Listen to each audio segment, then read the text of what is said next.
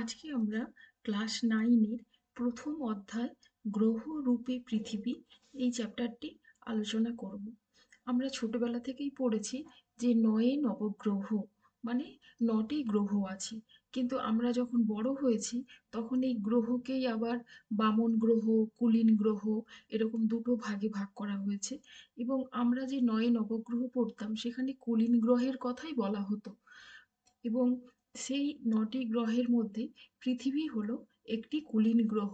তবে বর্তমানে এই কুলীন গ্রহের সংখ্যা 9টি নয়, 8টি। আমরা যে একদম শেষ যে 9 নম্বর যে ছোট্ট একটি গ্রহ প্লুটোকে কুলীন গ্রহ হিসেবে আগে ধরতাম, কিন্তু বর্তমানে প্লুটো হচ্ছে বামন গ্রহ। কোন গ্রহগুলোকে আমরা কুলীন গ্রহ বলবো, কোন গ্রহগুলোকে আমরা বামন গ্রহের অন্তর্ভুক্ত করব, সেগুলো আমরা আরো একটু পরে জানবো। তবে এই যে মানে প্রধান যে 8টি কুলীন গ্রহ, তাদের মধ্যে কিন্তু আমরা যে গ্রহে বসবাস করি পৃথিবী, সেই পৃথিবী হচ্ছে একটি কুলীন গ্রহ। এবার এই প্রথম অধ্যায়ে আমরা এই পৃথিবীর আকার কিরকম, হ্যাঁ, প্রথমত পৃথিবীর আকৃতিটা কিরকম এই নিয়ে বিভিন্ন ঐতিহাসিক, ভৌগোলিক, দার্শনিক, কবি, সাহিত্যিক এবং বিভিন্ন যে প্রাচীন যুগে যে পণ্ডিত ব্যক্তিগণ ছিলেন তাদের মধ্যে নানা মতভেদ যে পৃথিবীর আকার কেমন। তোমাদের যদি জিজ্ঞেস করা হয় যে পৃথিবীর আকার কেমন বলো, কেমন, তখন তোমরাই বলবে যে পৃথিবী গোল। তাহলে এখানেও আবার প্রশ্ন চলে আসে যে চাকতি বা থালার মতো গোল না গোলকের মতো গোল। এভাবে আমরা আমাদের মনের যত কোশ্চেন আমরা তার উত্তর পাবো। এবং প্রাচীন যুগে যে সমস্ত ভৌগোলিক দার্শনিক তাদের যে মতামত তারা দিয়েছিলেন এবং প্রত্যেকের মতামতের সাপেক্ষে যে প্রমাণ বা তথ্য তারা দিয়েছিলেন, সেগুলো আমরা এই চ্যাপ্টারে পড়বো। এখানে প্রথমেই দেখো পৃথিবী মানে গোল, মানে এখানে হচ্ছে পৃথিবী গোলকের মতো গোল না থালার মতো গোল, এইভাবে নানা প্রশ্নের মধ্যেও আবার একটি প্রশ্ন চলে আসে যে পৃথিবী আকৃতি হচ্ছে চ্যাপ্টা থালা বা ডিশের মতো হচ্ছে কেন আমাদের মনে হয়। হ্যাঁ, তার কারণ পৃথিবীর আকার, পৃথিবীর মানে আকার এত বিশাল, আমরা যদি খাতায় একটা 3-4 সেন্টিমিটার ব্যাসার্ধযুক্তও যদি একটা বৃত্ত আঁকি তাহলে সেই বৃত্তটাও কত বড় হয়। সেখানে আমাদের পৃথিবীর পরিধি প্রায় মানে 40,000 কিলোমিটার। তাহলে অনুমান করো আমাদের পৃথিবীর আকার কত বড়।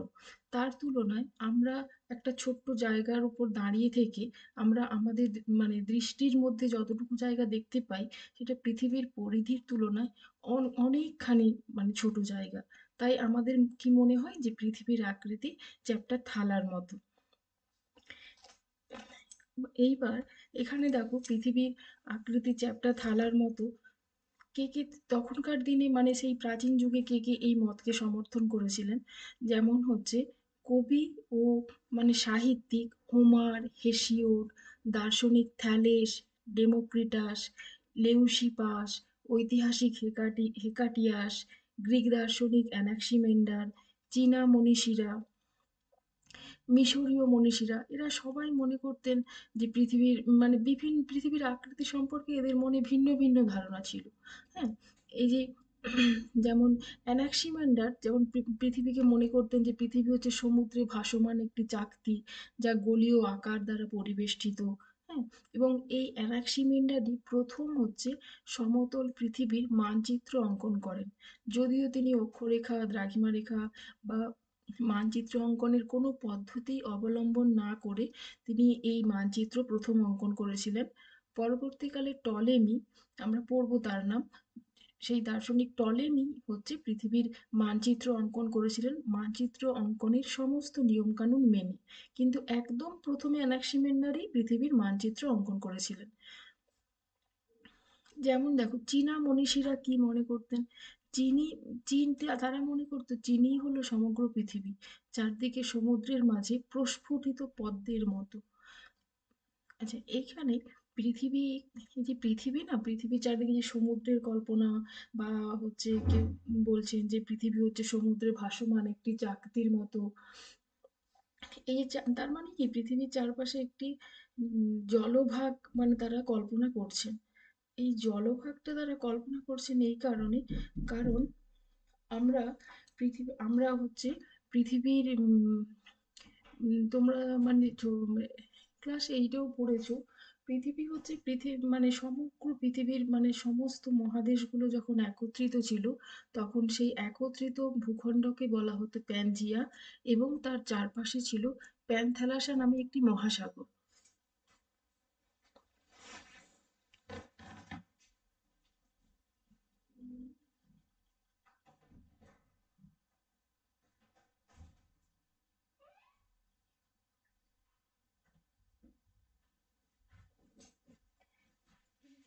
প্যান- প্যানজিয়া নামে সমগ্র ভূখণ্ডটি ছিল, এবং তার চারপাশে প্যান্থালাসা নামে মহাসাগর ছিল।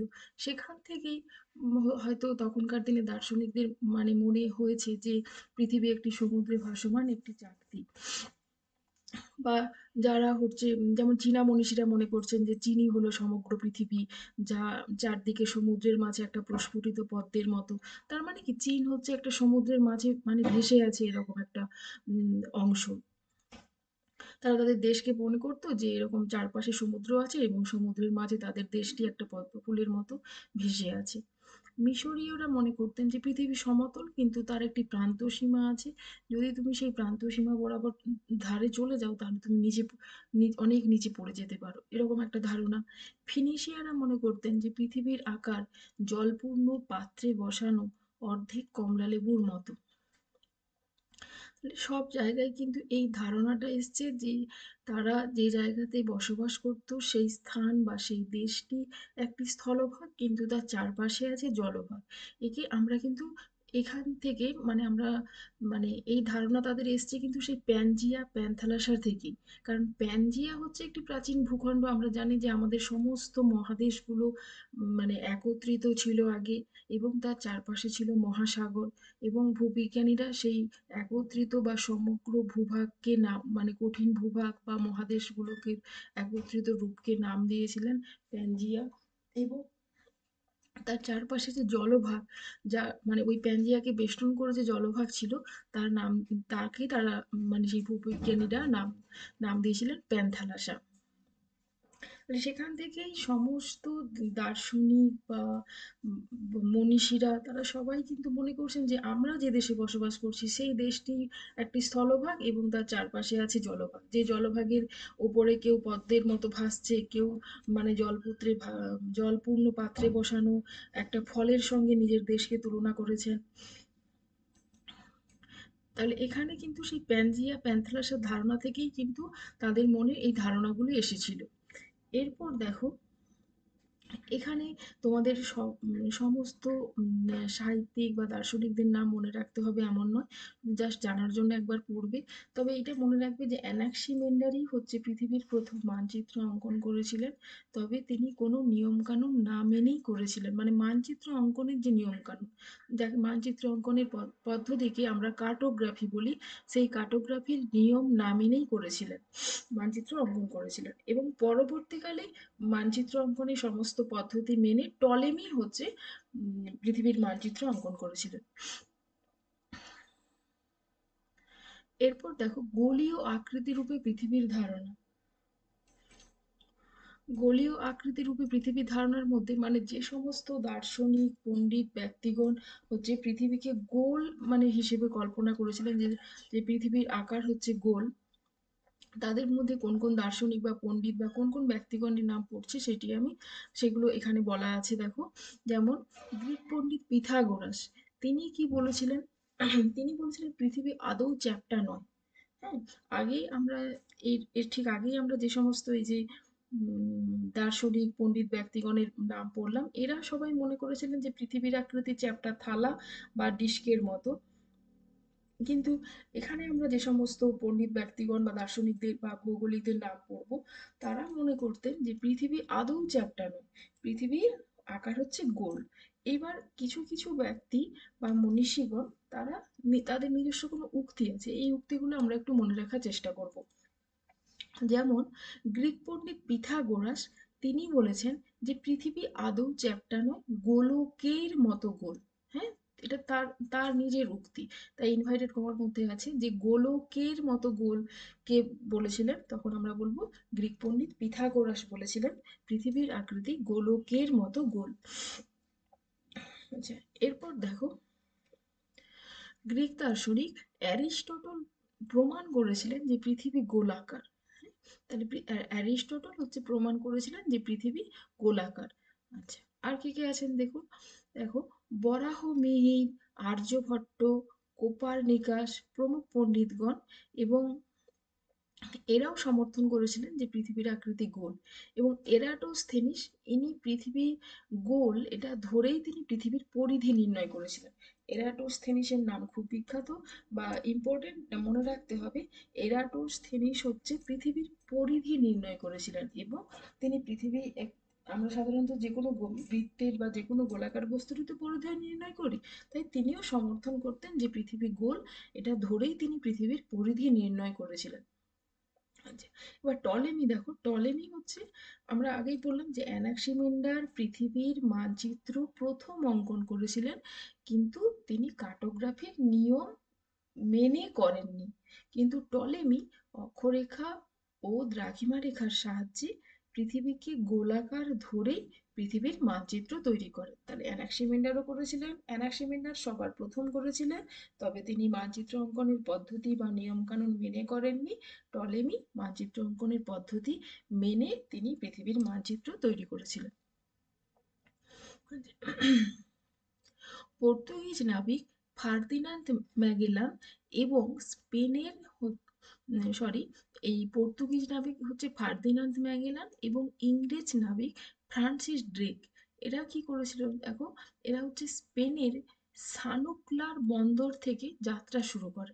হ্যাঁ, এরা পৃথিবী যে গোল এটা প্রমাণ করার জন্য তারা কি করেছিলেন না, একটা বন্দর থেকে, স্পেনের একটি বন্দর সানুকুলার নামে একটি বন্দর থেকে যাত্রা শুরু করেন। এবং তারা দীর্ঘ কয়েক বছর পর যখন আবার স্পেনে ফিরে, তারা স্পেনেই মানে কয়েক বছর পর ফিরে এসে প্রমাণ তারা তাদের সপক্ষে যুক্তি দিয়েছিলেন যে পৃথিবী গোল। এখানে আমরা শুধু এই নাবিকের কথা মনে রাখবো যে পর্তুগিজ নাবিক, তিনি ছিলেন একজন পর্তুগিজ নাবিক ফার্দিনান্দ ম্যাগেলান, এবং ইংরেজ নাবিক ছিলেন ফ্রান্সিস ড্রেক। এবং এরা কোথাকার বন্দর থেকে যাত্রা শুরু করেছিলেন, স্পেনের। হ্যাঁ, কোথাও কোথাও শর্ট কোশ্চেন এটা কোন দেশ থেকে তারা যাত্রা শুরু করেছিলেন এটা জানতে চাই, তাই আমরা মনে রাখবো তারা স্পেনের সানুক্লার নামে একটি বন্দর থেকে যাত্রা শুরু করেছিলেন। এইবার যে সমস্ত মনীষীগণ, সাহিত্যিক, কবি, ঐতিহাসিক, দার্শনিক, যারা সবাই পৃথিবী গোল বলে মানে মনে করেছিলেন বা তারা দাবি করেছিলেন যে না পৃথিবীর আকৃতি গোল, এবং সেই যে পৃথিবীর আকৃতি যে গোল তার সপক্ষে আমরা কিছু প্রমাণ পড়ব। হ্যাঁ, সপক্ষে প্রমাণ হিসেবে কি বলা হয়েছে না, মহাকাশ থেকে পৃথিবীর আকৃতি এবং অন্যান্য গ্রহের আকৃতি। তাহলে আমরা জানি আমরা বিভিন্ন বর্তমানেও বিভিন্ন উপগ্রহ আমরা মহাকাশে পাঠিয়ে থাকি। সেই মহাকাশ থেকে যখন ছবি তোলা হয়েছে তখন সেখানে দেখা গেছে যে পৃথিবীর আকৃতি এবং অন্যান্য গ্রহদের আকৃতি হচ্ছে গোলাকার। মহাকাশ থেকে যখন পৃথিবীর ফটো তোলা হয়েছে বা পৃথিবীকে দূরবীক্ষণ যন্ত্রের মাধ্যমে দেখা গেছে, তখন দেখা গেছে যে বাকি গ্রহগুলোও গোলাকার।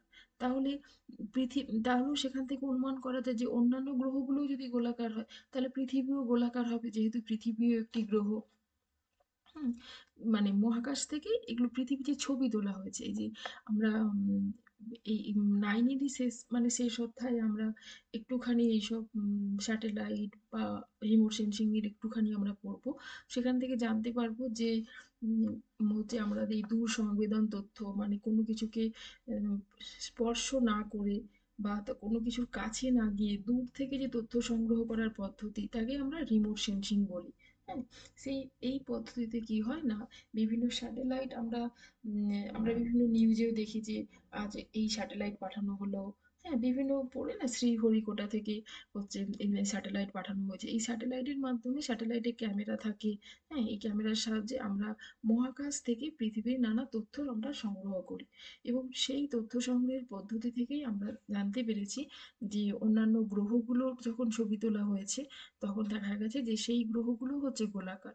তাহলে বলা হয়েছে সূর্য থেকে তো এই সমস্ত গ্রহগুলো সৃষ্টি হয়েছে, তাহলে অন্যান্য গ্রহগুলোর আকৃতি যদি গোল হয় তাহলে পৃথিবীর আকৃতিও গোল। দ্বিতীয় নম্বর পয়েন্ট দেখো, নাবিকদের পৃথিবী পরিক্রমা।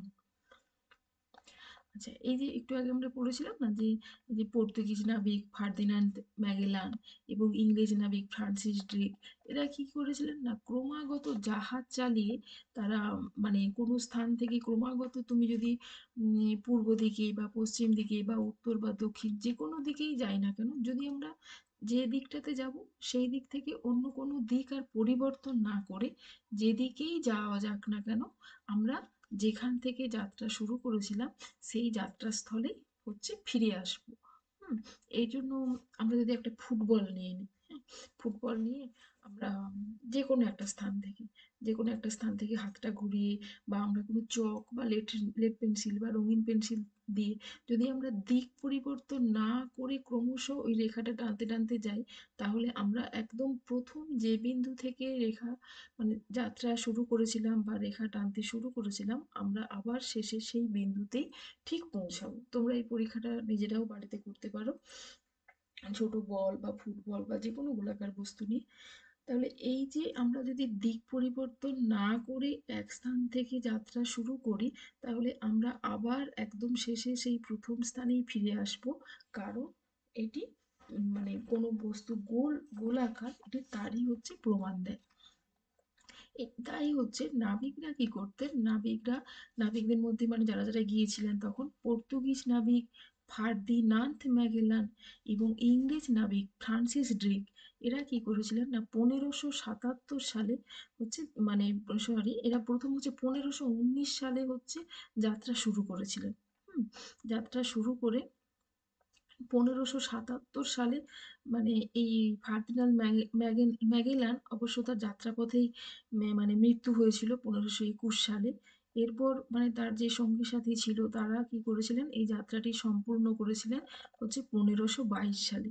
দিয়ে 6ই সেপ্টেম্বর তারা 1522 সালে 6ই সেপ্টেম্বর স্পেনে তারা পুনরায় ফিরে আসে। এটা তোমরা তোমাদের টেক্সট বইয়ের ম্যাপে দেখলে বুঝতে পারবে। তারা স্পেন থেকে যাত্রা শুরু করে আবার ওই দীর্ঘ কয়েক বছর পর আবার যখন তারা সেই স্পেনের সেই বন্দরে ফিরে আসেন। এর মাধ্যমে তারা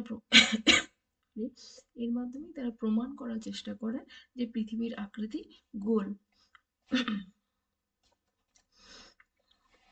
আচ্ছা, 3 নম্বর পয়েন্ট দেখো, চন্দ্রগ্রহণে পৃথিবীর ছায়া। চন্দ্রগ্রহণের সময় যখন চাঁদের উপর পৃথিবীর ছায়া পড়ে, তখন সেই ছায়াটা কিন্তু গোল বা গোলাকার।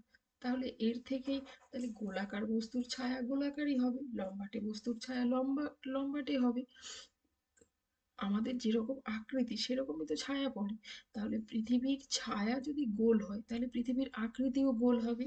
হ্যাঁ, এইটি হচ্ছে তার প্রমাণ হিসেবে অ্যারিস্টটল দেখিয়েছিলেন যে যেহেতু হচ্ছে চন্দ্রগ্রহণের সময় আমরা পৃথিবীর ছায়াকে গোলাকার দেখি, তখন তাহলে পৃথিবীর হচ্ছে আকৃতিও গোলাকার।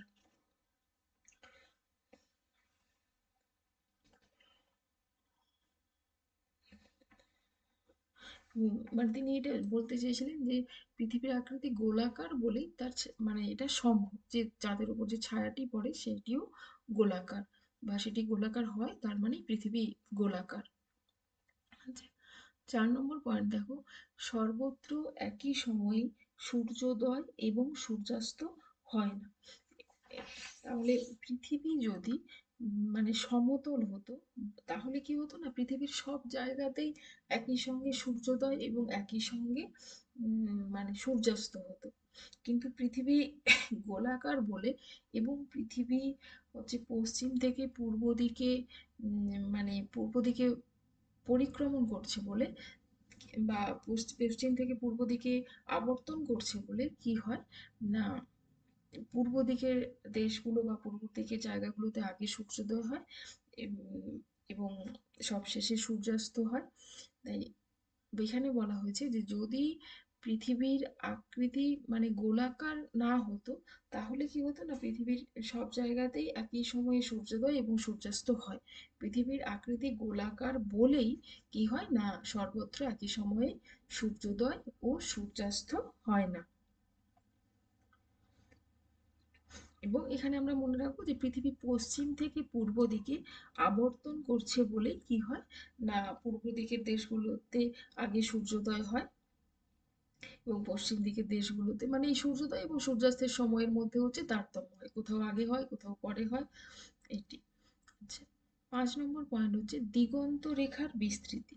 দিগন্ত রেখা মানে কি, মানে মনে করো তুমি তোমার বাড়ির ছাদে উঠে গেলে, বাড়ির ছাদে উঠে দূরের দিকে যদি তুমি তাকাও বা হ্যাঁ, তুমি ছাদে উঠে যদি দূরের দিকে তাকাও তাহলে তুমি দূরে মানে অনেক দূরে দৃষ্টি নিয়ে গেলে দেখবে যেন মনে হবে আকাশটা মানে ঝুঁকে এসে মাটির সঙ্গে মিশে গেছে। এই যে যে সীমারেখা বরাবর আমাদের মনে হচ্ছে যে আকাশটা মনে হয় নিচে মাটিতে এসে মিশে গেছে, সেই সীমারেখাটিকেই কি বলা হয়, দিগন্ত রেখা। আমরা যদি আমরা সমুদ্রের পাড়ে যাই তাহলেও আমরা দূরের দিকে তাকালে মনে হবে কি একটা দিকে আকাশটা যেন এসে জলের সঙ্গে মিশে গেছে। তাহলে ওই যে যে সীমারেখা বরাবর মনে হচ্ছে আমাদের ভূমিভাগের সঙ্গে হচ্ছে আকাশ এসে মিশে যাচ্ছে, সেই সীমারেখাটাকেই বলা হয় দিগন্ত রেখা। এখানে একটা বিষয় যে তুমি দোতলা থেকে দিগন্ত রেখাটা যত দূর দেখতে পাবে, তুমি যদি 3 তলায় উঠো, 4 তলায় উঠো, 5 তলায় উঠো, তাহলে দেখবে দিগন্ত রেখার সীমানাটা আরো বেড়ে যাচ্ছে। হ্যাঁ, উম, এই হিসেবে বলা হয়েছে যে পৃথিবীর আকৃতি গোল বলেই এই মানে এটি সম্ভব হয়, গোলাকার বলে এটি হচ্ছে। যদি মানে পৃথিবীর আকৃতি যে সমতল হতো তাহলে কখনো এরকম দিগন্ত রেখার সীমানার পরিবর্তন হতো না। এখানে এই যে এখানে দেখো 1 নম্বর, 2 নম্বর, 3 নম্বর স্থান হিসেবে দেখানো হয়েছে। যদি তুমি 1 নম্বর স্থানে এসে দাঁড়াও তাহলে তুমি পৃথিবীর এইটুকু অংশ মানে এই অংশে মনে হবে আকাশ এসে স্থলভাগের সঙ্গে মিশে গেছে। আবার 2 নম্বরে গেলে এই সীমারেখা বরাবর মিশে যেতে দেখবে। 3 নম্বরে দেখো এখানে সীমারেখা বা দিগন্ত রেখাটা ক্রমশ বিস্তৃত হচ্ছে। পৃথিবীর আকৃতি গোলাকার বলেই কি হচ্ছে না, এভাবে দিগন্ত রেখার সীমানা বা বিস্তারের পরিমাণটা ক্রমশ মানে উচ্চতার সঙ্গে সঙ্গে ক্রমশ বাড়ছে। 6 নম্বর পয়েন্টে দেখো গোলাকার সমুদ্রপৃষ্ঠে জাহাজের অবস্থান।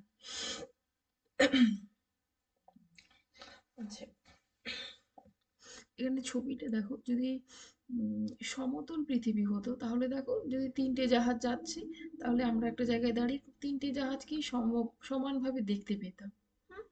কিন্তু যেহেতু কিন্তু যদি কোনো গোলাকার মানে পৃষ্ঠের উপর দিয়ে ওই 3টে জাহাজ যায় তাহলে দেখো একটা জাহাজকে আমরা অনেক দূরে চলে যেতে দেখবো, আর একটা জাহাজকে অনেক সামনে যেতে দেখবো, এবং আরেকটা জাহাজ দেখো যেন মনে হবে অনেক উঁচুতে উঠে আছে।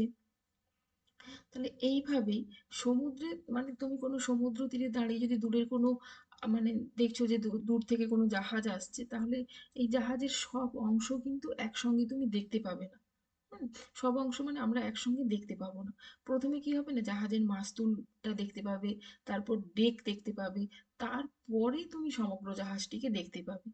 এইভাবে যদি কোনো জাহাজ মনে করো তোমার মানে তুমি যে তীরে দাঁড়িয়ে আছো সেই তীর থেকে দূরে চলে যাচ্ছে, তাহলে তুমি দেখবে চোখের সামনে থেকে ধীরে ধীরে ধীরে ধীরে এই জাহাজগুলো হারিয়ে যাচ্ছে। পৃথিবী গোলাকার না হলে কিন্তু এরূপ হচ্ছে কখনো সম্ভব হতো না। অ্যারিস্টটল কি বলেছেন না, উপকূল থেকে জাহাজের এরূপ অবস্থান দেখে পৃথিবীর গোলীয় আকার সম্বন্ধেই তিনি মানে পৃথিবী যে গোল সেটাই তিনি বলেছেন যে পৃথিবী গোল বলেই আমরা কোনো মানে আমাদের চোখের সামনে থেকে যখন কোনো জাহাজ দূরে চলে যায় বা দূর থেকে কোনো জাহাজ আমাদের সামনে আসে তখন সেই আগন্তুক জাহাজের সমগ্র অংশ আমরা একসঙ্গে দেখতে পাই না। যাদের সমুদ্রের তীরে মানে নদীর ধারে বাড়ি তারাও নিজেরা গিয়ে একবার পর্যবেক্ষণ করতে পারো, তাহলে আরো ধারণাটা পরিষ্কার হয়ে যাবে। 7 নম্বর পয়েন্ট দেখো বেডফোর্ড লেভেল পরীক্ষা। এই পরীক্ষাটির সঙ্গে কিন্তু অনেকটাই জাহাজের পরীক্ষারও মানে জাহাজের অবস্থানের মিল আছে। তিনি কি করেছিলেন না 1870 সালে, এই সালটা মনে রাখবো, 1870 সালে আলফ্রেড রাসেল ওয়ালেস ইংল্যান্ডের বেডফোর্ড নামে একটা খাল ছিল, কোথাকার না ইংল্যান্ডের, এবং এই খালের নাম হচ্ছে বেডফোর্ড। হ্যাঁ, আর যিনি পরীক্ষা করেছিলেন তার নাম হচ্ছে আলফ্রেড রাসেল। তিনি কি করেছিলেন না 1 কিমি অন্তর একই দৈর্ঘ্যের 3টি লাঠি কি করেছিলেন না স্থির জলে দণ্ডায়মান অবস্থায় ভাসিয়ে রেখে দূরবীন দিয়ে পর্যবেক্ষণ করেছিলেন। এবার পর্যবেক্ষণ করতে গিয়ে তিনি কি দেখেন, না দূরবীনের সাহায্যে দেখলেন যে মাঝের লাঠিটি বাকি দুটির তুলনায় সামান্য উঁচু হয়ে আছে। তিনি যখন দূরবীন দিয়ে দূর থেকে দেখলেন, তখন তিনি দেখলেন যে মাঝের লাঠিটি তার অন্য দুটি লাঠির তুলনায় সামান্য উঁচুতে অবস্থান করছে। এবং তিনি বলেছেন যে পৃথিবী গোলাকার বলেই আমাদের আমরা এরকম দেখতে পাচ্ছি, যেখানে মানে একই লেভেলে থাকার কথা কিন্তু সেখানে না থেকে মাঝের লাঠিটিকে আমরা সামান্য উঁচুতে দেখছি। তার কারণ পৃথিবী গোলাকার বলেই এটি সম্ভব বা এরূপ ঘটনা আমরা এরূপ ঘটনা আমাদের চোখের সামনে আমরা দেখতে পাচ্ছি বা এরূপ ঘটনা ঘটছে। পৃথিবী গোলাকার বলেই এটি সম্ভব। এখানে কিন্তু আমরা এই পরীক্ষাটি না আলাদা করে 3 নাম্বারেরও পড়ে যে বেডফোর্ড লেভেলের পরীক্ষাটি বর্ণনা করো। তাহলে এখানে সালটা মনে রাখবো 1870 সাল। যিনি পরীক্ষা করেছিলেন তার নাম হচ্ছে আলফ্রেড রাসেল, এবং তিনি ইংল্যান্ডের বেডফোর্ড নামে একটি খালের ওপর 1 কিমি অন্তর 1 কিমি ব্যবধানে এরকম ব্যবধানে 3টি লাঠি কিন্তু একই দৈর্ঘ্যে স্থির জলে তিনি দণ্ডায়মান অবস্থায় ভাসিয়ে রেখে দূরবীন দিয়ে তিনি পর্যবেক্ষণ করে এই পরীক্ষাটি করেছিলেন। এখানে দুটো ছবি দেবে, যদি দিয়ে বর্ণনা বর্ণনা করবে আলাদাভাবে যদি এটি আসে, এবং একসঙ্গে যদি তোমার পৃথিবীর গোলীয় আকৃতির সপক্ষে প্রমাণ দাও, তখনও তুমি এই পয়েন্টটা ব্যাখ্যা করবে এবং এর সঙ্গে ছবি দেবে। 8 নম্বর পয়েন্ট দেখো, 8 নম্বর প্রমাণ হিসেবে গোলীয় আকৃতির যে প্রমাণ, 8 নম্বর প্রমাণ হচ্ছে ধ্রুবতারা ও হ্যাডলির অক্ট্যান্ট নক্ষত্রের অবস্থান। আচ্ছা, ধ্রুবতারাকে আমরা জানি উত্তর গোলার্ধে দেখা যায়, এবং হ্যাডলির অক্ট্যান্ট হচ্ছে দক্ষিণ গোলার্ধের নক্ষত্র। হুম, মানে উত্তর গোলার্ধের মানে আমরা যখন উত্তর গোলার্ধ থেকে ধ্রুবতারাকে দেখি, তখন যদি আমরা নিরক্ষরেখায় দাঁড়িয়ে দেখি তখন আমরা এটিকে 0 ডিগ্রি কোণে দেখতে পাবো। আর যদি উত্তর মেরুতে দেখি তাহলে আমরা একে 90 ডিগ্রি কোণে দেখতে পাবো। হ্যাঁ, উত্তর মেরু মানে সুমেরুতে। আর দক্ষিণ গোলার্ধ থেকে কিন্তু ধ্রুবতারাকে দেখা যায় না। আর দক্ষিণ গোলার্ধ থেকে আমরা হ্যাডলির অক্ট্যান্ট নক্ষত্রকে দক্ষিণ মেরু বিন্দুতে 90 ডিগ্রি কোণে দেখতে পাবো। বলছি পৃথিবী যদি সমতল হতো তাহলে সকল স্থান থেকেই ধ্রুবতারাকে একই উন্নতি কোণে দেখতে পাওয়া যেত।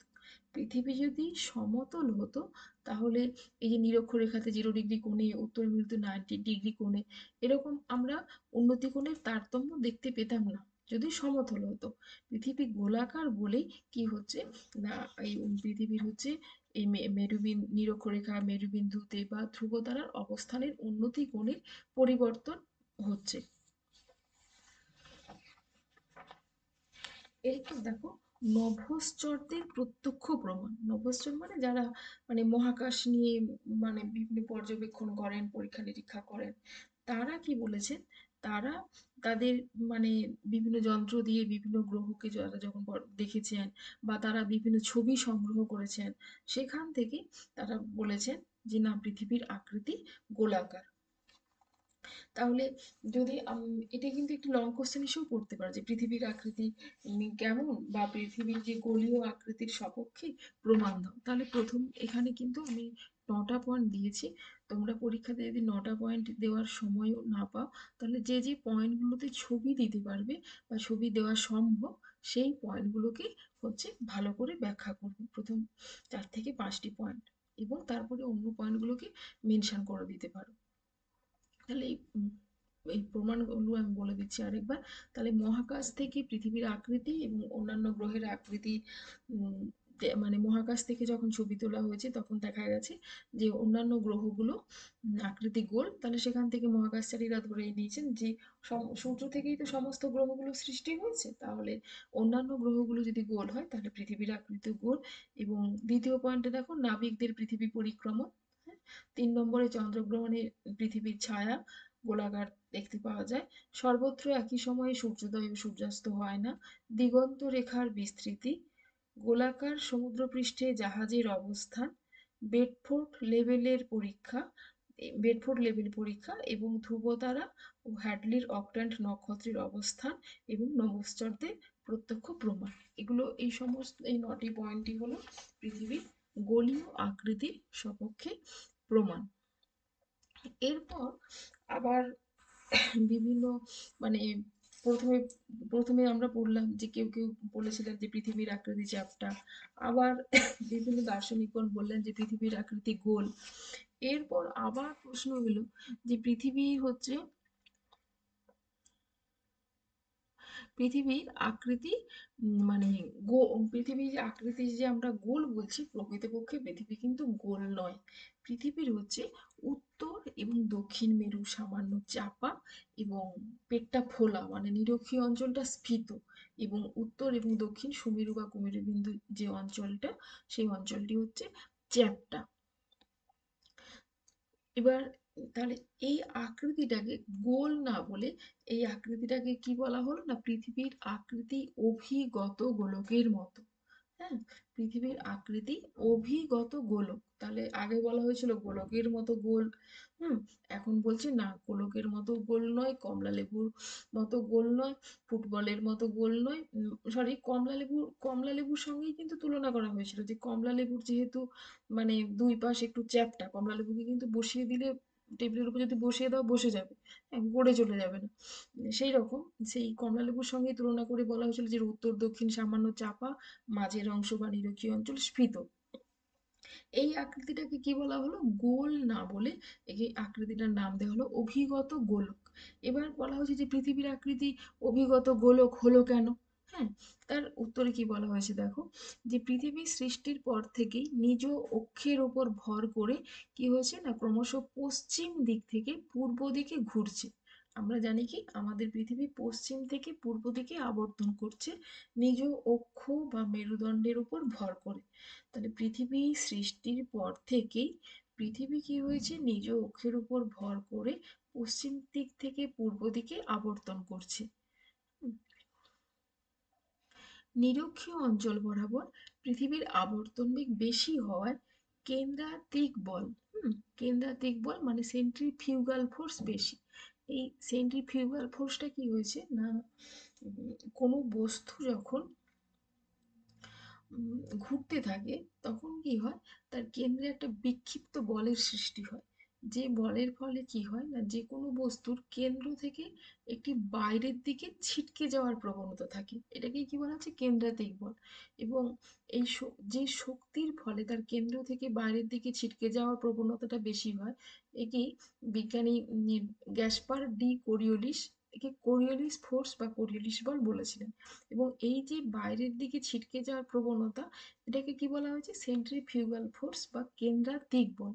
তাহলে নিরক্ষরেখা বরাবর যেহেতু পৃথিবীর আবর্তন বেগ বেশি, তার ফলে কি হয় না, ওই নিরক্ষীয় অঞ্চল বরাবর তার ওই অঞ্চলের বস্তুকণা বা ওই অঞ্চল বরাবর পৃথিবীর আকৃতি মানে পৃথিবীর মানে ওই নিরক্ষীয় অঞ্চল বরাবর বা ওই মাঝের অংশ বরাবর হচ্ছে পৃথিবী বেশি স্ফীত হয়ে গেছে। মানে এইখানটায় দেখো, এই নিরক্ষীয় অঞ্চল বরাবর দেখো পৃথিবীর মানে ব্যাসটাও বেশি। হ্যাঁ, এখানে দেখো 12,757 কিমি নিরক্ষীয় অঞ্চল বরাবর ব্যাস। আর মেরু অঞ্চল বরাবর চ্যাপ্টা না, এই যে উত্তর এবং দক্ষিণ দিক হচ্ছে কি হয়েছে না, হচ্ছে বা উত্তর এবং দক্ষিণ দিক সামান্য চাপা বলেছিলাম আমরা, এই যে অংশটা গোল হলে এই অংশ বরাবর হতো, কিন্তু ওই অতটা স্ফীত না হয়ে এখানে দেখো নিচের দিকে বসে গেছে। আর এখানেও দেখো ভেতরের দিকে ঢুকে গেছে। তাহলে এই তখন কি হয়েছে না,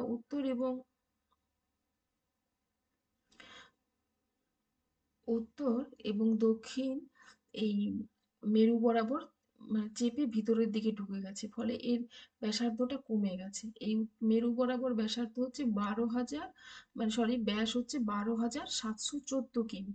আর নিরক্ষীয় অঞ্চল বরাবর হচ্ছে 12,757 কিমি। হ্যাঁ, এখানে এই দুটি ব্যাসের মধ্যে পার্থক্যটা কিন্তু মনে রাখবো। তাহলে পৃথিবীর নিরক্ষীয় ব্যাস এবং মেরু ব্যাসের মধ্যে হচ্ছে পার্থক্য 43 কিমি। এবং এই নিরক্ষীয় অঞ্চল বরাবর পরিধিও বেশি। আর মেরু অঞ্চল বরাবর পরিধি কম, তাই দুটো পরিধির মধ্যেও পার্থক্য হচ্ছে 51 কিমি। নিরক্ষীয় অঞ্চল বরাবর পরিধি হচ্ছে 40,075 কিমি, এবং মেরু বরাবর পরিধি হচ্ছে 40,024 কিমি।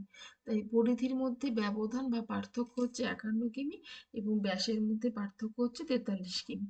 এখানে দেখো, এখানটা শেষ হলো না, এখানটা দেখে নাও একটু, যে এই কেন্দ্রাতিক বলের কারণে পৃথিবীর নিরক্ষীয় অঞ্চল স্ফীত হয়, এবং এই বলের পার্থক্যে যে কোনো বস্তু কি হয় না, এই বলের প্রভাবে যে কোনো বস্তু কেন্দ্র থেকে বাইরের দিকে ছিটকে দেওয়ার প্রবণতা থাকে। এবং মানে এই সেন্ট্রিফিউগাল ফোর্স, এটা বললাম যে যে পৃথিবী ক্রমশ তার মানে নিজ অক্ষ বা মেরুদণ্ডের উপর ভর করে পশ্চিম দিক থেকে পূর্ব দিকে আবর্তন করছে। তাই কোনো বস্তু যখন এভাবে আবর্তন করে তখন কি হয় না, তার মধ্যে একটি মানে কি বলের সৃষ্টি হয়, যে বলের প্রভাবে কি হয় না, কোনো বস্তুর কেন্দ্রের থেকে বাইরের দিকে একটা ছিটকে যাওয়ার প্রবণতা সৃষ্টি হয়। এই বলটিকে বলা হয় কোরিওলিস বল। আর এই যে ছিটকে যাওয়ার প্রবণতা, হ্যাঁ, এই ফোর্সটাকে কি বলা হয় না, সেন্ট্রিফিউগাল ফোর্স বা কেন্দ্রাতিক বল। হুম, তাহলে এই মানে কেন্দ্রাতিক বলের প্রভাবেই কি হয়েছে, নিরক্ষীয় অঞ্চল বরাবর, যেহেতু পৃথিবীর মানে আবর্তন বেগ বেশি, পৃথিবীর পরিধি বেশি, মানে পরিধিটা বেশি হয়েছে, আবর্তন বেগ বেশি বলে এই নিরক্ষীয় অঞ্চল বরাবর যে কোনো বস্তু বাইরের দিকে ছিটকে যাওয়ার বা বেরিয়ে যাওয়ার প্রবণতা বেশি হয়। এই নিরক্ষীয় অঞ্চল বরাবর পৃথিবীর আকৃতি স্ফীত, তাই পৃথিবীর পরিধি বেশি। আর দুই মেরু হয়েছে সামান্য চাপা, ফলে এদের পরিধি বা ব্যাসটা হচ্ছে নিরক্ষীয় অঞ্চলের তুলনায় কম হয় মেরু অঞ্চলে। আর এই ধরনের আকৃতিটাকে কি বলা হয়েছে না, অভিগত গোলক। এবার এতক্ষণ হচ্ছে সবাই গোলীয়, পৃথিবী গোল, পৃথিবী গোল, সবাই এভাবে বললো, চ্যাপ্টার নয় পৃথিবী গোল, এবং তার সপক্ষে প্রমাণ দিলেন। এরপর এলো পৃথিবী অভিগত গোল। তাহলে পৃথিবীর আকৃতি গোল থেকে কোথায় এলো, পৃথিবীর আকৃতি গোল, একদম ফুটবলের মতো গোল নয়, পৃথিবীর আকৃতি হচ্ছে অভিগত গোলকের মতো। এবং তার হচ্ছে সপক্ষে প্রমাণ দেখো, পৃথিবীর ওই যে নিরক্ষীয় ব্যাস ও মেরু ব্যাস এবং নিরক্ষীয় এবং মেরু পরিধির দৈর্ঘ্য সমান নয়। হ্যাঁ, এই যে আমরা এই ছবিটাতে জানলাম যে ব্যাসের মধ্যেও তারতম্য আছে, পরিধির মধ্যেও তারতম্য আছে। নিরক্ষীয় অঞ্চলের তুলনায় মেরু অঞ্চলের পরিধি 43 কিলোমিটার, 51 কিমি পার্থক্য আছে দুটোর মধ্যে, পরিধির মধ্যে, মানে 51 কিমি বেশি হচ্ছে নিরক্ষীয় অঞ্চলের পরিধি, আর 43 কিমি ব্যাসটা বেশি নিরক্ষীয় অঞ্চল বরাবর। তাই এই দুটো কিন্তু মান খুব মনে রাখবো, হ্যাঁ, খুব ইম্পর্টেন্ট। নিরক্ষীয় ও মেরু ব্যাসের মধ্যে পার্থক্য হচ্ছে 43 কিমি, এবং পরিধির মধ্যে পার্থক্য হচ্ছে 51 কিমি। 2 নম্বরে দেখো, নিরক্ষীয় অঞ্চল অপেক্ষা মেরু অঞ্চলে বস্তুর ওজন বেশি। হুম, নিরক্ষীয় অঞ্চল অপেক্ষা মেরু অঞ্চলে বস্তুর ওজন বেশি। তাহলে নিরক্ষীয় অঞ্চলে আমরা যদি কোনো বস্তুর ওজন পরিমাপ করি, যদি 5 কেজি হয়, যদি আমরা মেরু অঞ্চলে গিয়ে ওই বস্তুটির ওজন পরিমাপ করি, তাহলে হয়তো নিরক্ষীয় অঞ্চলের থেকে সামান্য বেশি হবে। এবং সেটি কেন হয় বলছি,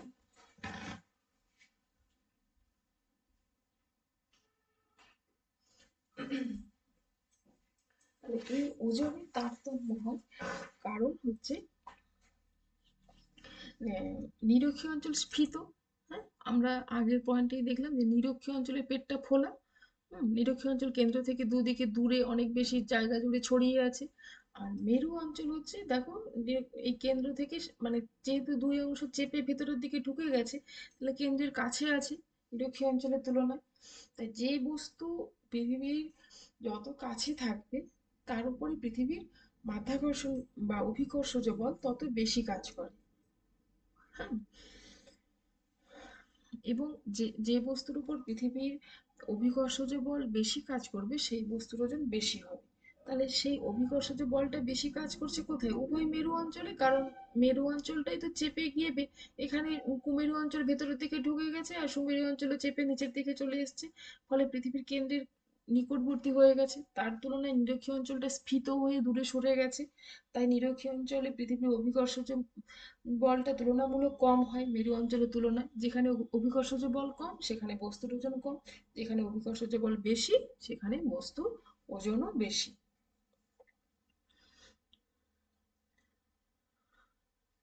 3 নম্বর পয়েন্ট দেখো, দোলক ঘড়ি নিরক্ষীয় অঞ্চলে ধীরে চলে এবং মেরু অঞ্চলে দ্রুত চলে। তাহলে আগের পয়েন্টটা একটু মনে করে নিই। আগের পয়েন্টে কি বলা হয়েছিল? নিরক্ষীয় অঞ্চল স্ফীত, তার কারণ নিরক্ষীয় স্ফীত হওয়ায় পৃথিবীর মাধ্যাকর্ষণ শক্তি নিরক্ষীয় অঞ্চলের উপর তুলনামূলক কম কাজ করে। আর মেরু অঞ্চল যেহেতু নিরক্ষীয় মানে পৃথিবীর কেন্দ্র থেকে কাছে অবস্থিত, ফলে মাধ্যাকর্ষণ শক্তিটা বা অভিকর্ষজ বলটা বেশি হয়। এখানেও দোলক ঘড়ি যখন নিরক্ষীয় অঞ্চলে চলছে তখন খুব ধীরে চলছে, আর যখন মেরু অঞ্চলে চলছে তখন হচ্ছে দ্রুত চলছে। এবার এই পরীক্ষাটি দেখো, 1671 সালে কি হয়েছিল? 1671 সালে ফরাসি, 1686 সালে প্রথম হচ্ছে নিউটনের মহাকর্ষ সূত্র আবিষ্কার হয়। বলা হয়, মানে নিউটন যখন মহাকর্ষ সূত্র দেন তাতে তিনি বলেন যে পৃথিবীর যে বস্তু কেন্দ্রের যত কাছে থাকবে সেখানে পৃথিবীর আকর্ষণ ক্ষমতা তত বেশি। এটি 1686 সালে নিউটন তার মহাকর্ষ সূত্র আবিষ্কার করে তিনি এই তথ্যটি দিয়েছিলেন যে পৃথিবীর যে বস্তু পৃথিবীর কেন্দ্রের যত নিকটবর্তী হবে সেই বস্তুর উপর পৃথিবীর আকর্ষণ ক্ষমতা তত বেশি হবে। 1686 সালে নিউটনের মহাকর্ষ সূত্র চলে এসেছে। এরপর 1671 সালে, মানে মহাকর্ষ সূত্র আসার আগে 71 সালে ফরাসি বিজ্ঞানী জ্যা রিচার তিনি লক্ষ্য করেছিলেন যে তার দোলক ঘড়ি নিয়ে যে দক্ষিণ আমেরিকার কেইন দ্বীপ, যেটি 5 ডিগ্রি উত্তর অক্ষাংশে অবস্থিত, সেটি হচ্ছে মানে 2 মিনিট 30 সেকেন্ড স্লো চলছে।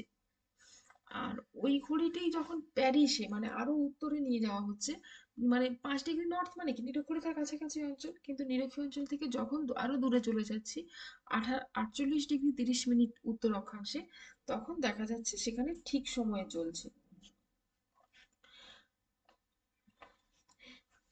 এটিরও মানে এটা কেন ঘটছে তার মানে ব্যাখ্যা হিসেবে বলা হয়েছে যে নিরক্ষীয় অঞ্চলে পৃথিবীর অভিকর্ষজ শক্তি কম কাজ করছে।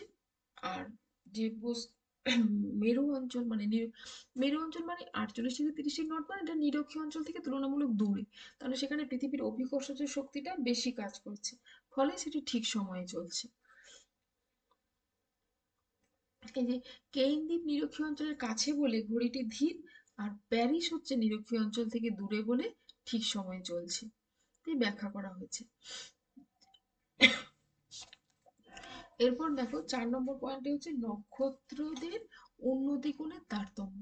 এখানে কি বলা হয়েছে দেখো, পৃথিবী অভিগত গোলক বলে মেরুর দিকে যত যাবে ধ্রুবতারার উন্নতি কোণের জন্য সামান্য বেশি দূরত্ব অতিক্রম করতে হবে। তাহলে আমরা নিরক্ষীয় অঞ্চল থেকে যত মেরুর দিকে যাব, এখানে উদাহরণ হিসেবে আছে দেখো, যদি তুমি 110 কিমি দূরত্ব অতিক্রম করার পর ধ্রুবতারার উন্নতি কোণ দেখেছো 1 ডিগ্রি, তাহলে আমাদের কি মনে হবে যে আরো 110 কিমি গেলে তাহলে আরো 1 ডিগ্রি বাড়বে, 2 ডিগ্রি হবে, কিন্তু সেটি হয় না। হুম, ওই 2 ডিগ্রি ব্যবধান পেতে 2 ডিগ্রি উন্নতি কোণ পেতে হলে তাহলে কিন্তু আমাদের ওই 110 ডিগ্রি ছাড়িয়ে আরো কিছুটা দূরত্ব অতিক্রম করতে হবে।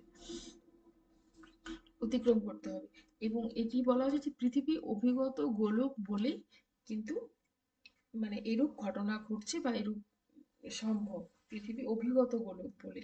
হ্যাঁ। 5 নম্বর পয়েন্ট দেখো, একই দ্রাঘিমা বরাবর দুটি অক্ষরেখার মধ্যে দূরত্ব সমান নয়। আচ্ছা, দ্রাঘিমা রেখাগুলো মনে আছে? এই যে যেগুলো উত্তর মেরু থেকে দক্ষিণ মেরু বিন্দু পর্যন্ত বিস্তৃত, এগুলো হচ্ছে দ্রাঘিমা রেখা।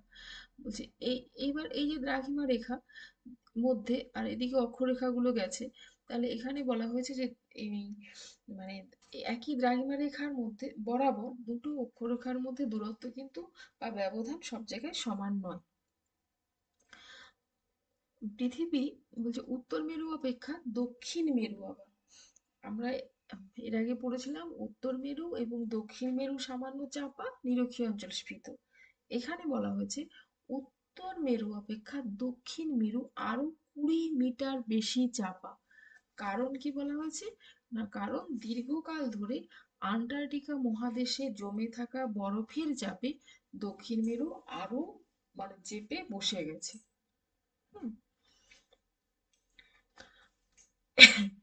তাহলে উম, এই মানে প্রমাণগুলো থেকে মানে এই ব্যাখ্যাগুলো থেকে বা তথ্যগুলো থেকে প্রমাণ করার চেষ্টা করা হয়েছে যে পৃথিবীর আকৃতি অভিগত গোলকের ন্যায়।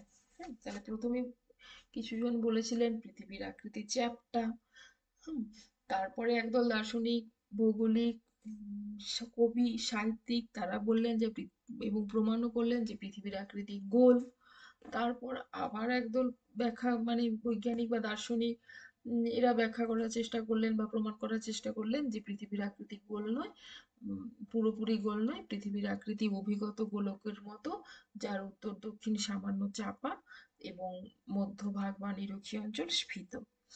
এরপর পরেও নানা মানে মতভেদ, গবেষণা চলার পরে বলা হয়েছিল বা সবাই স্বীকার করেছিলেন যে পৃথিবীর আকৃতির সঙ্গে মানে পৃথিবীর আকৃতিকে অন্য কিছুর সঙ্গেই তুলনা করা চলে না।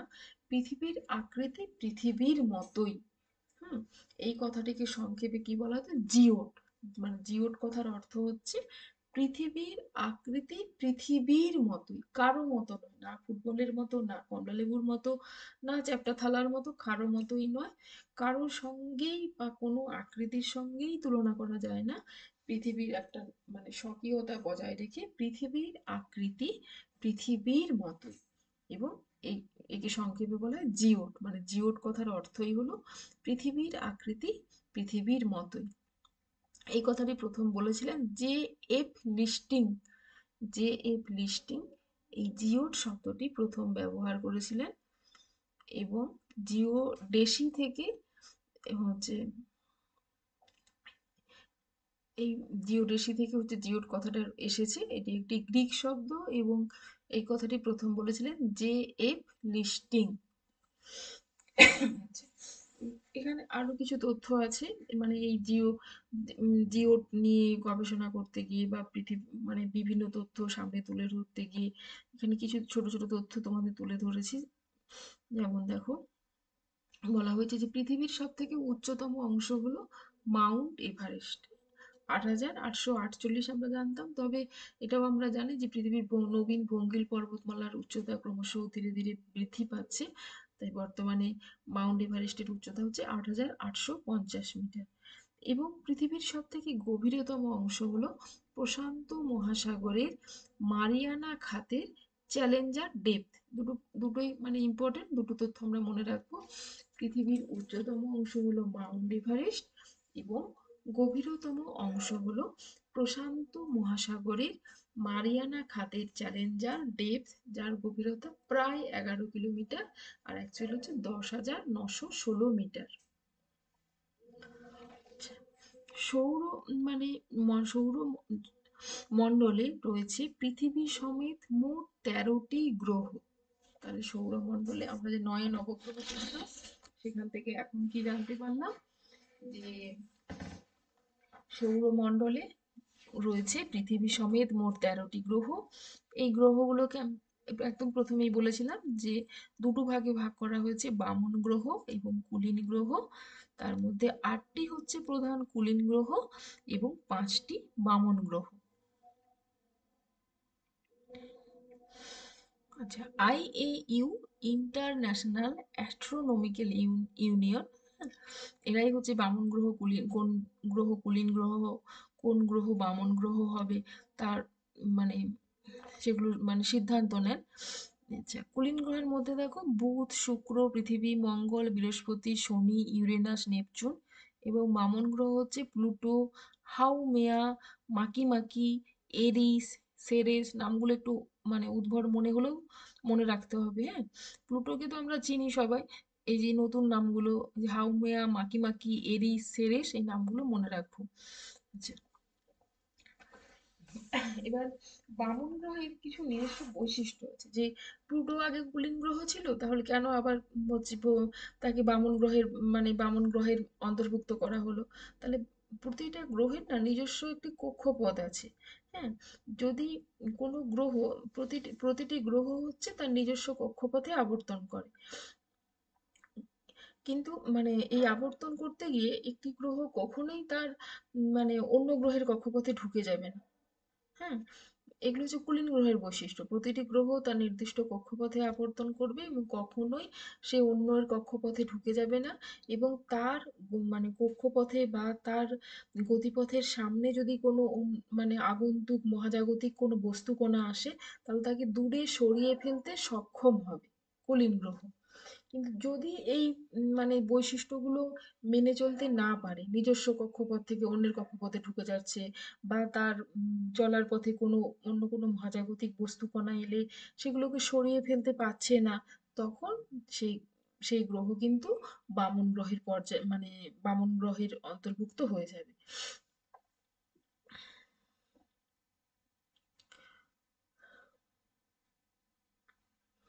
এবার দেখো সৌরজগতে এই যে যদি কুলীন কুলীন গ্রহ 8টি ধরো, বা কুলীন বামন মিলে মোট যে 13টি গ্রহ আছে, তার মধ্যে পৃথিবীর নিজস্ব কিছু বৈশিষ্ট্য বা তার অবস্থান আছে। যদি আমরা সূর্য থেকে দূরত্বের বিচারে দেখি, তাহলে প্রথমে বুধ, তারপরে শুক্র, তারপর পৃথিবী। তাহলে দূরত্বের বিচারে পৃথিবী রয়েছে তৃতীয় স্থানে। এবং যদি আমরা আয়তন মানে আয়তনের হিসেব করি, তাহলে আয়তনের বিচারে রয়েছে পঞ্চম স্থানে। আচ্ছা, এবার সূর্যের সব থেকে কাছে কিছু গ্রহ আছে, আবার কিছু গ্রহ দূরে আছে। সূর্যের এই কাছের গ্রহ যেমন বুধ, শুক্র, পৃথিবী, মঙ্গল, এদেরকে বলা হয় অন্তস্থ গ্রহ। এই অন্তস্থ যে গ্রহ বুধ, শুক্র, পৃথিবী, মঙ্গল, তার মধ্যে কিন্তু আবার আয়তনে পৃথিবী সবচেয়ে বড়।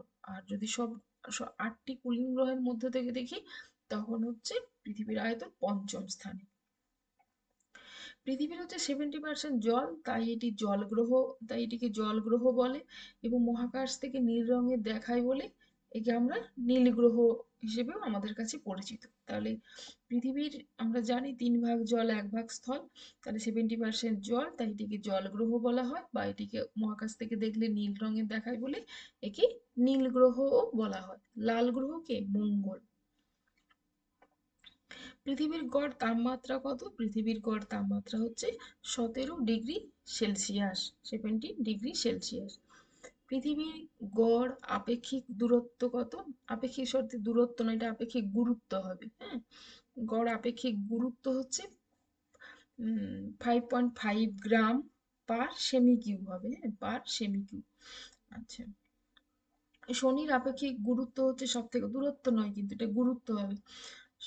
শনির আপেক্ষিক গুরুত্ব হচ্ছে সবচেয়ে কম বলতেছে, এটি হচ্ছে 0.75 গ্রাম। আচ্ছা, পৃথিবীতে এই যে যতগুলো আমরা গ্রহ আছে, 13টি গ্রহ বামন কুলীন মিলে, বা কুলীন গ্রহ 8টি, তাদের মধ্যে কিন্তু পৃথিবীতেই একমাত্র বায়ুমণ্ডল আছে। হ্যাঁ, পৃথিবীতেই একমাত্র বায়ুমণ্ডল আছে। এবং এই বায়ুমণ্ডলের সীমানা কত দূর পর্যন্ত বিস্তৃত? 10,000 কিলোমিটার পর্যন্ত বিস্তৃত। এই বায়ুমণ্ডলের সীমানা 10,000 কিলোমিটার পর্যন্ত বিস্তৃত, মানে পৃথিবী পৃষ্ঠ থেকে ওপরের দিকে। যেগুলো আমরা একটু একটু পড়েছি, ওই যে troposphere, stratosphere, mesosphere, thermosphere, ionosphere, exosphere. হ্যাঁ, তারপর সবার উপরে আছে ম্যাগনেটোস্ফিয়ার, যারই শেষ সীমা হচ্ছে 10,000 কিলোমিটার। আচ্ছা, শিলামণ্ডল, বায়ুমণ্ডল, বাড়িমণ্ডল। হ্যাঁ, উম, যদি আমাদের সমগ্র পৃথিবীকে এই 3টে মণ্ডলে ভাগ করি, শিলামণ্ডল, হুম, যে আমরা ভূপৃষ্ঠে যে থাকি, হ্যাঁ, শিলামণ্ডল, তারপর ভূপৃষ্ঠ থেকে উপরের দিকে যে বায়ুমণ্ডল, এবং নিচের দিকে জলভাগ যেখানে বাড়িমণ্ডল। তা যেখানেই হচ্ছে জীবের অস্তিত্ব আছে, মানে শিলামণ্ডলে যেখানে 10 মিটার গভীরতা পর্যন্ত, বায়ুমণ্ডলে 6 কিমি উচ্চতা পর্যন্ত, বাড়িমণ্ডলে 7 কিমি গভীরতা পর্যন্ত, যেসব মানে এই যে স্থানগুলোতে জীবের অস্তিত্ব আছে, সেই অস্তিত্বযুক্ত স্থানগুলোকে নিয়ে জীবের অস্তিত্বযুক্ত স্থানগুলোকে নিয়ে গড়ে উঠেছে জীবমণ্ডল। পৃথিবীর যে ঊর্ধ্ব বায়ুমণ্ডল, যেটিকে আমরা ম্যাগনেটোস্ফিয়ার বলছি, মানে বায়ুমণ্ডলের একদম ঊর্ধ্বতম স্তর, একটি শক্তিশালী চৌম্বক ক্ষেত্র সৃষ্টি হয়েছে। এই চৌম্বক ক্ষেত্রটি কি নামে পরিচিত? ভ্যান অ্যালেন বিকিরণ বলয় নামে পরিচিত। তাহলে পৃথিবীর যে সীমানা বরাবর বায়ুমণ্ডলে যে একটি চৌম্বক ক্ষেত্রের সৃষ্টি হয়েছে, সেই চৌম্বক ক্ষেত্রটি কি নামে পরিচিত? ভ্যান অ্যালেন বিকিরণ বলয়। হ্যাঁ, শর্ট কোশ্চেনের জন্য মনে রাখবো। পৃথিবীর মেরুরেখা মেরুরেখা মানে ওই যে উত্তর মেরু এবং দক্ষিণ মেরুকে যোগ করলে আমরা যে রেখাটা পাই, সেই মেরুরেখা কক্ষতলের সাথে, কক্ষতল কি না, পৃথিবী যে পথে সূর্যকে পরিক্রমণ করে সেই পথটিকে বলা হয় কক্ষপথ, এবং এই কক্ষপথ যে তলের উপর অবস্থিত তাকেই বলা হয়েছে কক্ষতল। এই কক্ষতলের সাথে 66.5 ডিগ্রি কোণে হেলে অবস্থান করছে। তাহলে এই মেরু রেখা মানে পৃথিবীর উত্তর মেরু দক্ষিণ মেরু সংযোগকারী যে রেখা, যাকে আমরা মেরুরেখা বা মেরুদণ্ড বলছি, এই মেরুরেখা কক্ষতলের সাথে 66.5 ডিগ্রি কোণে হেলে অবস্থান করছে। এবং এই যে 66.5 ডিগ্রি কোণে হেলে থাকার জন্য কি হয়েছে, কি কি ঘটনা ঘটে না, পৃথিবীতে ঋতু পরিবর্তন হয় এবং তাপমাত্রার সমতা বজায় থাকে। আচ্ছা, আমরা একদম প্রথমে পড়েছি যে এরাটোস্থেনিস হচ্ছে প্রথম পৃথিবীর পরিধি নির্ণয় করেছিলেন। তিনি কি করেছিলেন, পরিধি, তিনি কে ছিলেন না, তিনি ছিলেন একজন আলেকজান্দ্রিয়া শহরের একজন গ্রন্থকারিক, হ্যাঁ গ্রন্থকারিক ছিলেন তিনি। হচ্ছে উম, এই পরিধি নির্ণয়ের জন্য দুটো স্থান বেছে নিয়েছিলেন। একটি হচ্ছে কর্কটক্রান্তি রেখার উপর CN বলে, এই কর্কটক্রান্তি রেখার মান 23.5 ডিগ্রি উত্তর, তাহলে এই কর্কটক্রান্তি রেখার উপর অবস্থিত সেন নামে একটি স্থান। আর দ্বিতীয় স্থান সিএন থেকে আরো কিছুটা উত্তরে 30 ডিগ্রি 42 মিনিট অক্ষরেখা বরাবর আলেকজান্দ্রিয়া। তাহলে পরিধি নির্ণয়ের জন্য হচ্ছে এরাটোস্থেনিস দুটো স্থান বেছে নিয়েছিলেন, দুটো স্থানের নাম হচ্ছে সিএন এবং আলেকজান্দ্রিয়া। এবং সিএন নামের স্থানটি কিন্তু কর্কটক্রান্তি রেখার উপরেই অবস্থিত, এবং আলেকজান্দ্রিয়া কর্কটক্রান্তি রেখা থেকে আরো কিছুটা উত্তরে অবস্থিত। দুটি স্থানের মধ্যে মধ্যাহ্ন সূর্যের পতন কোণের পার্থক্য থেকেই তিনি কিন্তু এই পরিধিটি নির্ণয় করেছিলেন। এই পতন কোণে, সূর্যরশ্মির পতন কোণের পার্থক্য কত ছিল, 7 ডিগ্রি 12 মিনিট। এবং এই দুটি স্থানের মধ্যে রৈখিক দূরত্ব, হ্যাঁ মানে সরলরেখার আকারে যে ডিস্টেন্স দুটো স্থানের মধ্যে, সেই দূরত্ব কত ছিল, 5,000 স্টেডিয়া। 5,000 স্টেডিয়া। আর 1 স্টেডিয়া সমান কত, 185 মিটার। হ্যাঁ, উম, আমরা এখানে শুধু মনে রাখবো তিনি রৈখিক দূরত্বটা স্টেডিয়া এককে মানে পরিমাপ করা হতো সেখানে বা সেই সময়। আর 1 স্টেডিয়া সমান 185 মিটার। আচ্ছা, এরাটোস্থেনিস ওই এখানেই প্রথমে বললাম যে সূর্যরশ্মির পতন কোণের পার্থক্যের ভিত্তিতেই তিনি পৃথিবীর পরিধি নির্ণয় করেছিলেন। এবং পৃথিবীর প্রকৃত পরিধি হচ্ছে কত, 40,075 কিমি। হ্যাঁ, আর এরাটোস্থেনিস নির্ণয় তখনকার দিনে, হ্যাঁ আজ থেকে কত প্রাচীন সময়ে, সেই সময় তিনি যে পরিধি নির্ণয় করেছিলেন, তো তিনি তার তখনকার সেই গাণিতিক পদ্ধতি বা নিয়ম কানুনের সাহায্যে তখন নির্ণীত পরিধি ছিল কত, 46,250 কিমি। মানে কত, মানে তখনও মানে কতটা উন্নত ছিল ভাবো, যেটা বর্তমানে বিভিন্ন মানে পরিমাপ করে দেখা গেছে যে পৃথিবীর মানে গণনা করে বা হিসেব করে যে পৃথিবীর পরিধি 40,075 কিমি। আজ থেকে দীর্ঘ কয়েক হয়তো শত বছর আগে তিনি যখন এই পরিধি নির্ণয় করেছিলেন, তখন তিনি এই 46,250 কিমি পরিধিটা তিনি তার তার গাণিতিক নিয়মে তিনি এই পরিধি বের করে দিয়েছিলেন। পৃথিবীর গড় ব্যাসার্ধ কত, 6,371 কিমি। তাহলে পৃথিবীর গড় ব্যাসার্ধ 6,371 কিমি। এবং এই দুটো তথ্য আগেও পড়েছি, মেরু ব্যাস অপেক্ষা নিরক্ষীয় ব্যাসের মানে 43 কিমি দীর্ঘ, আর পরিধি হচ্ছে 51 কিমি দীর্ঘ, বা দুটোর মধ্যে পার্থক্য হচ্ছে 43 ব্যাসের মধ্যে আর পরিধির মধ্যে 51। এই দুটো কিন্তু খুব ইম্পর্টেন্ট সব কোশ্চেনের জন্য। এরপর দেখো জিপিএস এর ব্যবহার একটু জেনে নিই। জিপিএস এর পুরো নাম হচ্ছে গ্লোবাল পজিশনিং সিস্টেম। জিপিএস কি না, মহাকাশে প্রেরিত কৃত্রিম উপগ্রহের মাধ্যমে, তাহলে আমরা বলেছিলাম যে এই যে রিমোট সেন্সিং পদ্ধতিতে কি হয় না, মহাকাশে বিভিন্ন স্যাটেলাইট পাঠানো হয়, সেই স্যাটেলাইটগুলো কি মানুষের তৈরি কৃত্রিমভাবে, কৃত্রিম উপগ্রহের মাধ্যমে পৃথিবী পৃষ্ঠের কোনো স্থানের কি করি না আমরা অবস্থান নির্ণয় করতে পারি, নিখুঁত সময় নির্ণয় করতে পারি, উচ্চতা পরিমাপ করতে পারি। এইগুলো নির্ণয় বা পরিমাপের ব্যবস্থাটাই হলো জিপিএস, গ্লোবাল পজিশনিং সিস্টেম। হুম, গ্লোবাল পজিশন লিখে তারপর আইএনজি করে দিবে, বানান যেন ভুল না হয়, জিপিএস এর পুরো নাম পড়ে গ্লোবাল পজিশনিং সিস্টেম, পজিশন লিখবে তারপরে আইএনজি যোগ করে দেবে, সিস্টেম। আর কত সাল থেকে শুরু হয় না, 1995 সাল থেকে হচ্ছে শুরু হয়। 1995 সাল থেকে জিপিএস ব্যবস্থা চালু হয়।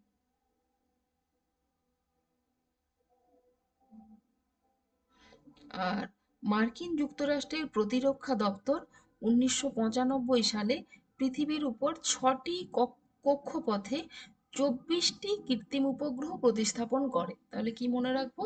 1995 সাল থেকে জিপিএস ব্যবস্থা প্রথম চালু হয়, এবং মার্কিন যুক্তরাষ্ট্রের প্রতিরক্ষা দপ্তর ওই 1995 সালে পৃথিবীর উপর 6টি কক্ষপথে তারা 24টি কৃত্রিম উপগ্রহ প্রতিস্থাপন করেছিলেন। 24টি কৃত্রিম উপগ্রহ, 6টি কক্ষপথে।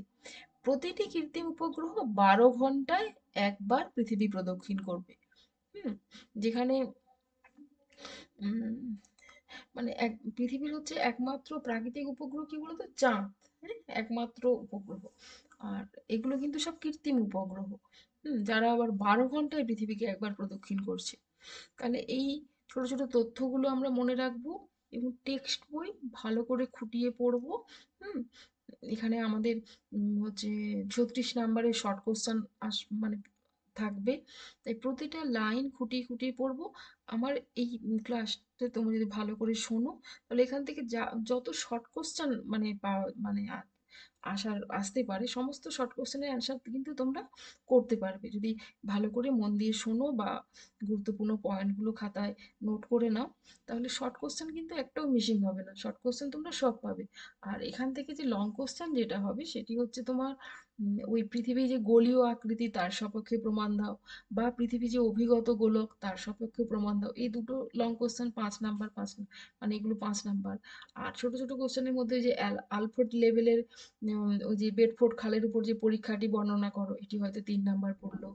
বা আরো ছোট কোশ্চেন, জিওড কি, হুম, বা এই যে জিপিএস এর ব্যবহার, এটিও 3 নাম্বার বা 2 নাম্বারে পড়তে পারে। তাহলে তোমরা ভালো করে মন দিয়ে পড়ো। যদি কোনো মানে সমস্যা থাকে বা কিছু জানার থাকে, তাহলে আমাকে কমেন্ট বক্সে জানিও। ঠিক আছে, সবাই ভালো থেকো তাহলে।